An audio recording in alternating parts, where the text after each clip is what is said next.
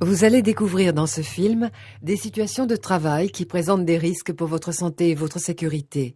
Pour chaque situation, nous allons vous indiquer quel comportement vous devez adopter, quelles consignes vous devez respecter pour ne pas vous blesser. Retenez bien tous ces messages, ils vous éviteront bien des désagréments. Le désordre sur des accès de circulation engendre toujours des accidents par chute. L'ouvrier peut ici se prendre les pieds dans un feuillard, chuter et se fracturer un membre ou marcher sur un matériau et se tordre la cheville.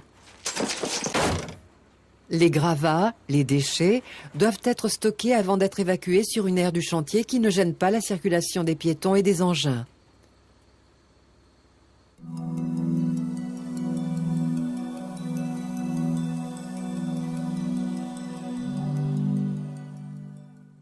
Les planches munies de clous présentent un danger de perforation de la plante des pieds. L'ouvrier qui porte des chaussures de ville peut, en marchant sur les pointes, se transpercer le pied. Toutes les pointes dépassant des planches ou d'autres matériaux doivent être rabattues. De plus, toute personne travaillant ou circulant sur un chantier doit être équipée de chaussures de sécurité, munies d'une coquille et d'une semelle en acier.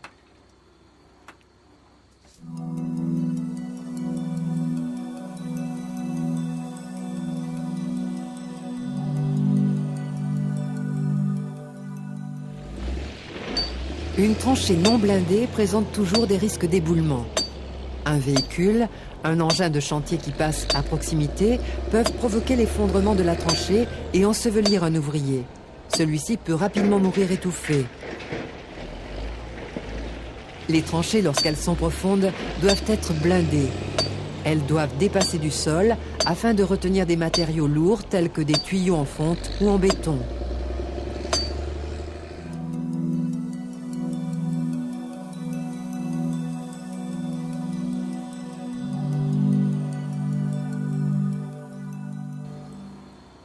Une tranchée présente des risques lorsque l'on veut la traverser. Une passerelle constituée de planchers ou de bastins non jointifs peut provoquer des déséquilibres.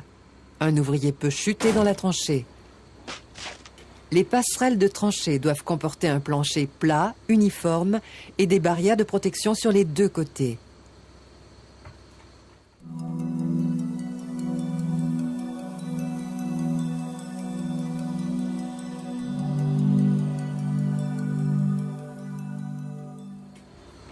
Descendre ou remonter d'une tranchée présente des risques de chute. Dans le cas présent, l'ouvrier peut chuter et aller s'empaler sur un outil au fond de la tranchée.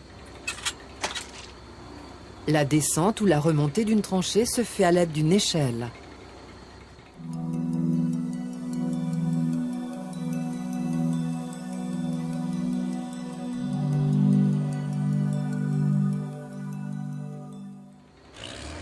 Le conducteur d'un engin de chantier n'a pas une visibilité totale autour de son engin. Si un piéton ne prend pas garde, il peut, lors de la rotation de l'engin, se faire renverser ou se faire écraser par l'engin contre un support fixe. Les conducteurs d'engins de chantier doivent avoir été formés et posséder une autorisation de conduite délivrée par l'entreprise qui les utilise. Les piétons doivent passer au large des engins qui manœuvrent.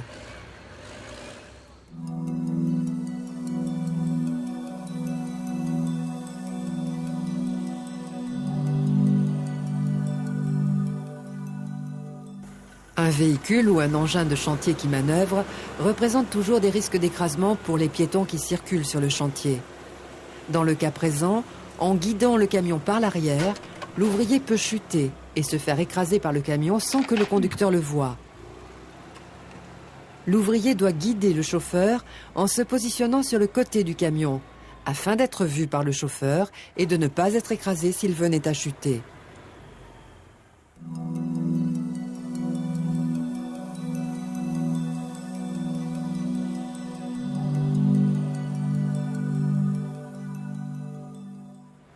Les engins de chantier possèdent rarement un siège passager. En se faisant transporter, un ouvrier peut chuter de l'engin et être écrasé. Il est absolument interdit de se faire transporter par un engin de chantier ou de manutention.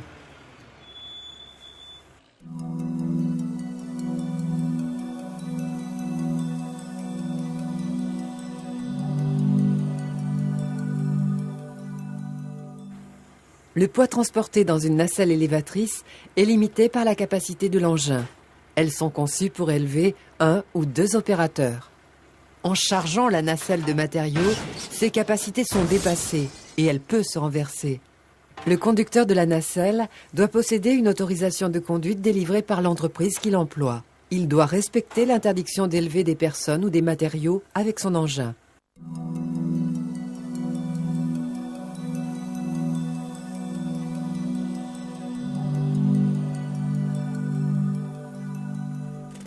Le transport de matériaux à la grue présente des risques de chute. Dans le cas présent, si l'élingage de la botte de tuyau est mal réalisé, ces derniers peuvent tomber lors de leur manutention et blesser des ouvriers travaillant au sol. Les charges à manutentionner doivent être réalisées par une personne compétente, un élingueur. Cette personne a été formée en conséquence.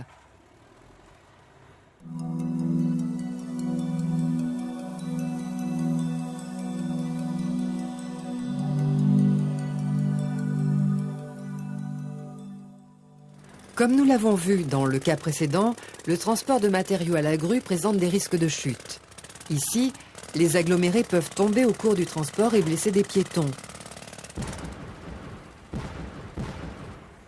L'ouvrier élingueur doit recouvrir les agglomérés d'un filet de protection qui empêche ceux-ci de tomber.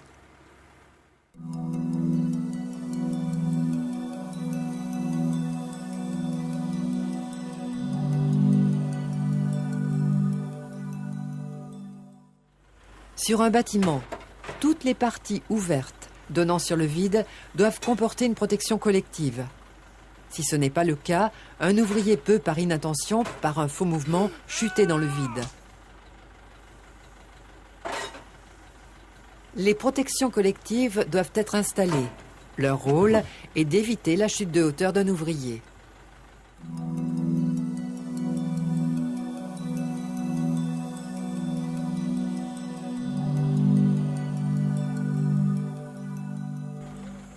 Le risque est le même que la scène précédente. L'ouverture en façade n'étant pas protégée, l'ouvrier peut chuter. Chaque ouverture en façade doit être protégée par une barrière afin d'éviter la chute d'un ouvrier.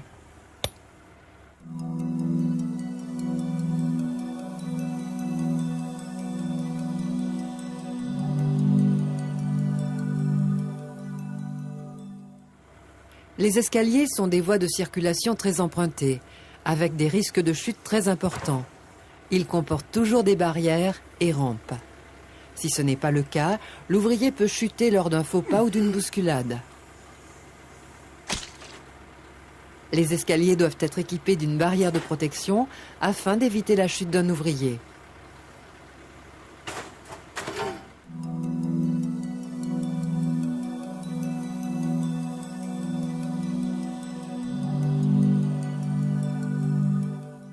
Les ouvertures dans les planchers présentent des risques de chute de hauteur. Si elles ne sont pas balisées, protégées par des barrières, un ouvrier peut chuter. Ces ouvertures doivent être en permanence entourées de barrières de protection afin d'éviter les chutes de hauteur.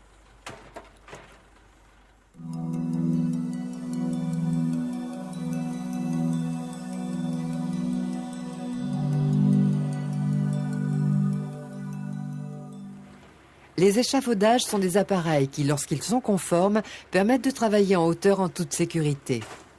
Si l'échafaudage n'est pas conforme, barrière de protection absente par exemple, l'ouvrier qui travaille sur l'échafaudage peut chuter.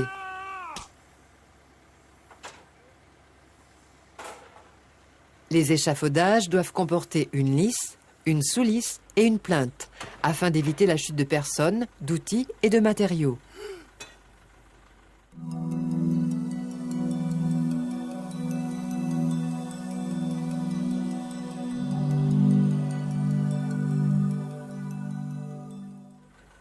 Lorsque l'on déplace un échafaudage roulant, son équilibre est instable.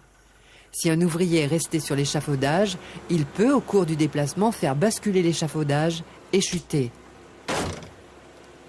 Le déplacement d'un échafaudage roulant doit s'effectuer sans ouvrier sur le plateau. Sur le lieu de travail, l'échafaudage doit être positionné à l'aide des stabilisateurs.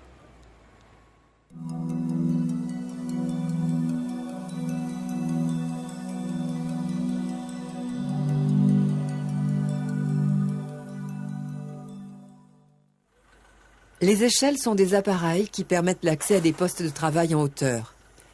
L'opérateur peut chuter si un barreau défectueux se casse, ou bien l'échelle peut glisser du bas si les patins antidérapants sont détériorés ou inexistants.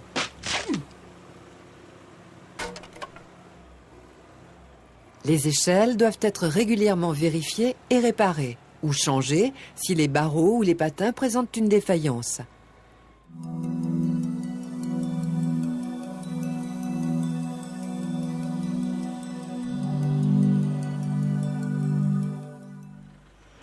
Les engins de manutention ne sont pas prévus pour élever des personnes en hauteur. Dans le cas présent, l'ouvrier monté sur la palette ne dispose d'aucune protection contre les chutes. Il peut tomber et se blesser gravement. Il est interdit de se faire élever avec un engin de manutention. Seules les nacelles élévatrices sont prévues pour le travail en hauteur. Le conducteur de la nacelle doit posséder une autorisation de conduite délivrée par la société qui utilise ces services.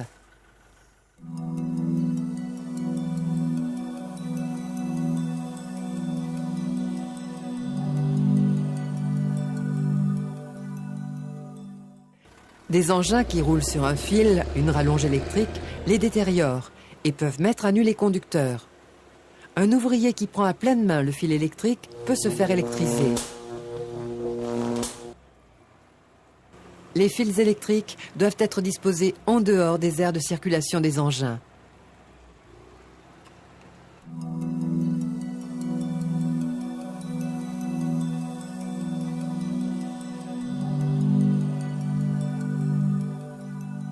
L'intérieur des armoires électriques de chantier comporte des conducteurs mis sous tension. Si l'armoire reste ouverte, un ouvrier qui transporte un matériau conductible, un tube d'acier par exemple, peut, par inadvertance, entrer en contact avec les conducteurs internes de l'armoire et être électrisé. Les portes des armoires électriques doivent être en permanence fermées.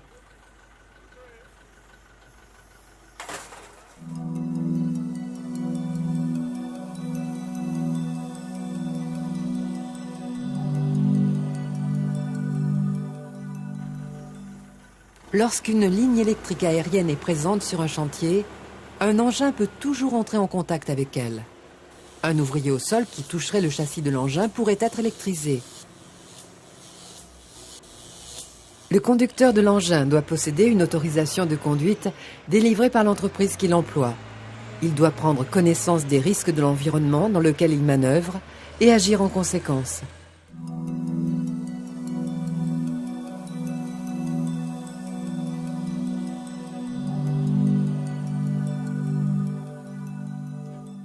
Sur un chantier de bâtiment, il peut se produire des chutes de matériaux, d'outils. Même s'ils ne sont pas très lourds, ces objets en tombant peuvent acquérir une force importante et provoquer de graves lésions à la tête. Le port du casque est obligatoire pour toute personne qui travaille ou circule sur un chantier de bâtiment.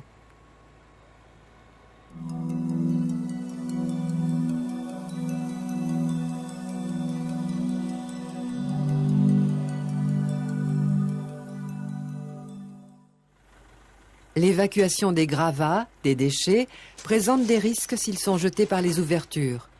Des ouvriers circulant au sol peuvent les prendre sur la tête, sur le corps. L'évacuation des gravats doit se faire à l'aide d'une goulotte se déversant dans une benne ou par les voies de circulation interne du bâtiment.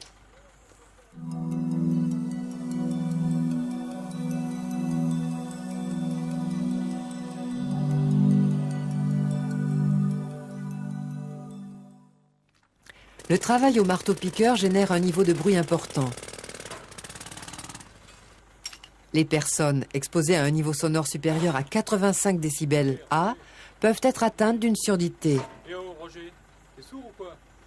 Les salariés exposés à ces niveaux sonores doivent porter des protecteurs anti-bruit.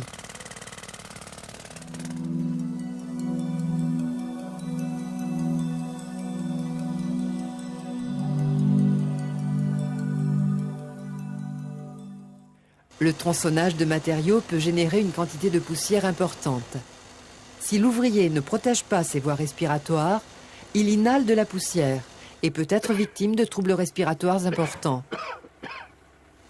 l'ouvrier doit se protéger à l'aide d'un masque respiratoire approprié.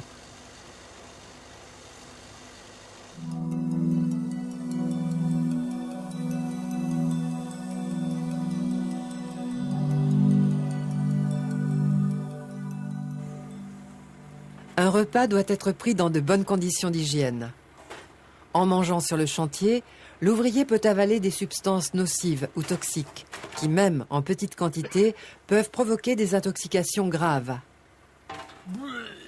Avant de manger ou boire, il faut se laver les mains et prendre ses repas dans un local prévu à cet effet.